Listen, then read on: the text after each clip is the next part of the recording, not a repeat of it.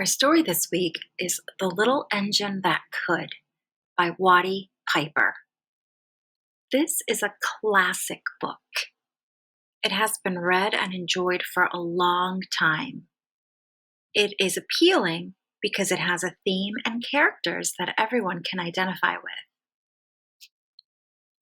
Look at the cover. What do you see?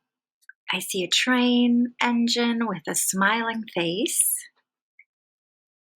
What do you think this story is about?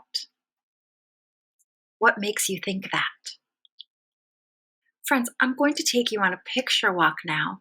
As we do that, call out some things that you see in the pictures.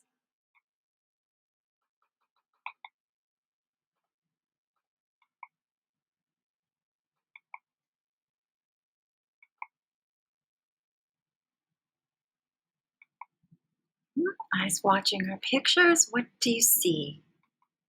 What are you seeing in the pictures?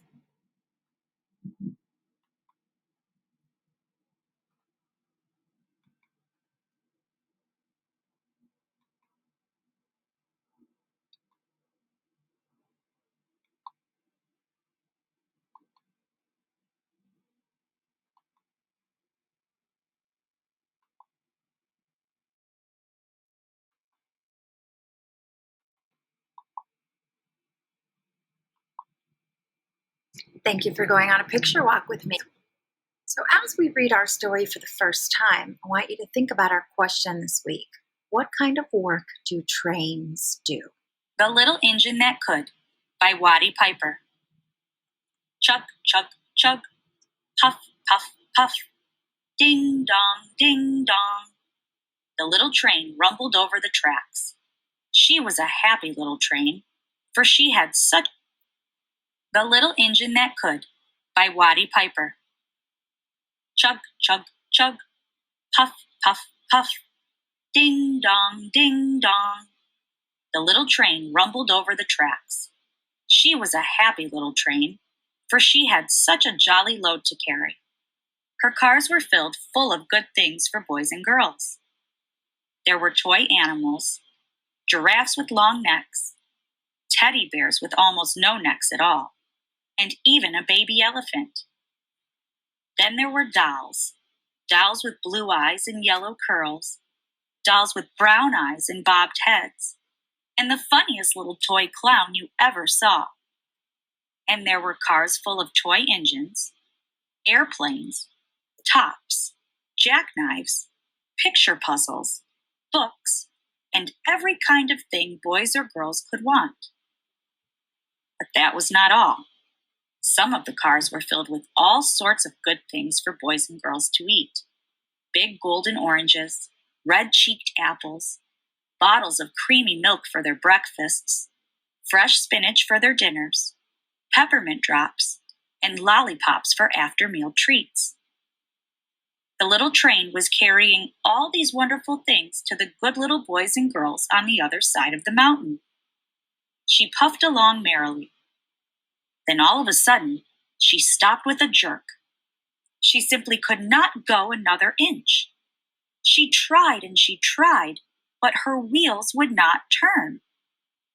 What were all those good little boys and girls on the other side of the mountain going to do without the wonderful toys to play with and all the good food to eat? "Here comes a shiny new engine," said the funny little clown who jumped out of the train. "Let us ask him to help us." So all the dolls and toys cried out together. "Please, shiny new engine, won't you please pull our train over the mountain? Our engine has broke down, and the boys and girls on the other side won't have any toys to play with or good food to eat unless you help us." But the shiny new engine snorted, "I pull you? I am a passenger engine. I have just carried a fine big train over the mountain with more cars than you ever dreamed of.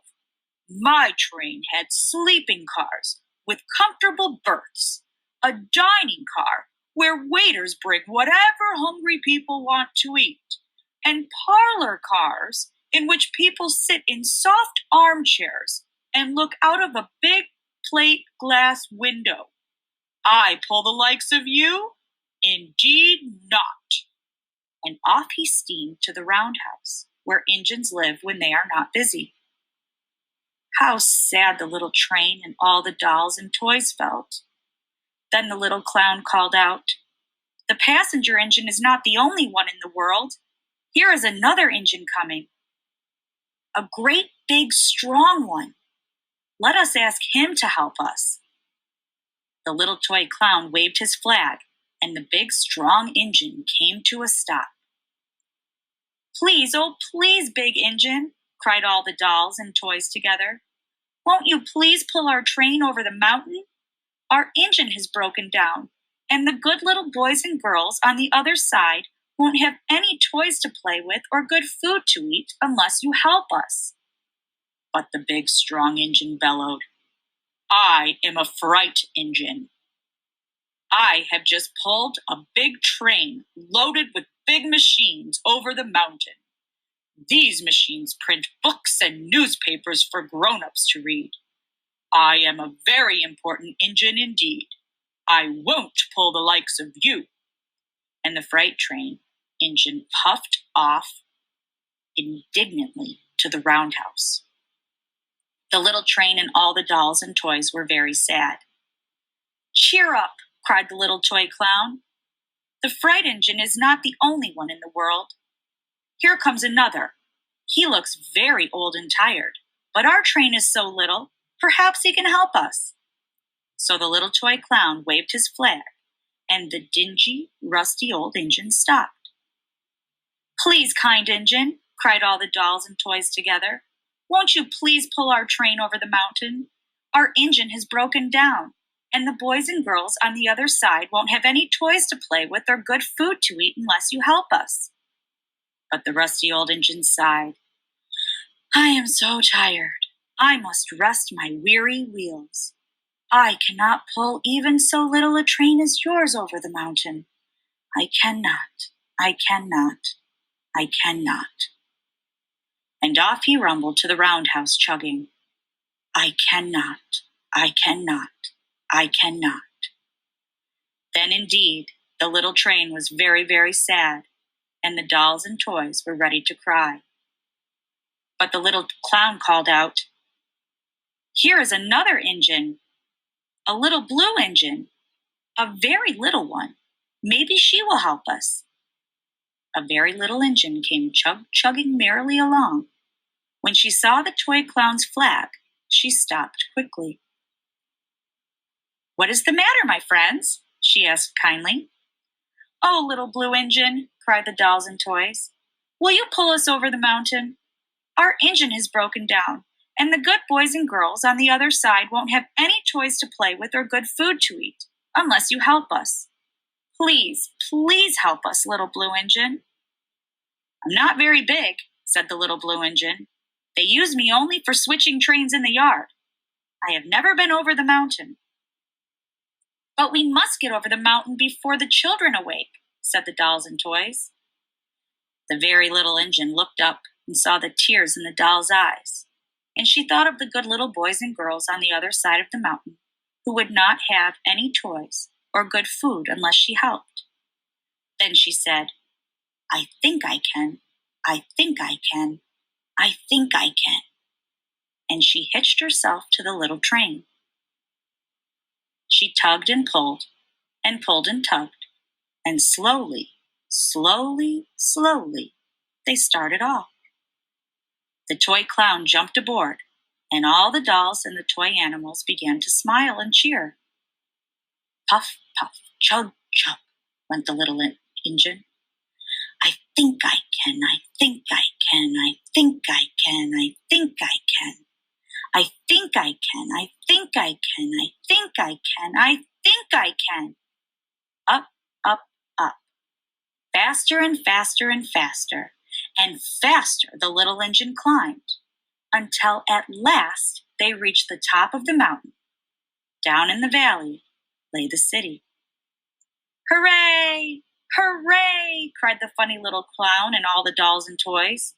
"The good little boys and girls in the city will be happy because you helped us, kind little blue engine." And the little blue engine smiled and seemed to say as she puffed steadily down the mountain, "I thought I could. I thought I could. I thought I could. I thought I." That was the end of our story, The Little Engine That Could.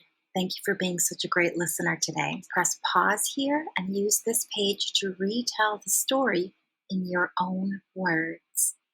Remember, stay healthy, helpful, and calm. See you soon. Bye, friend.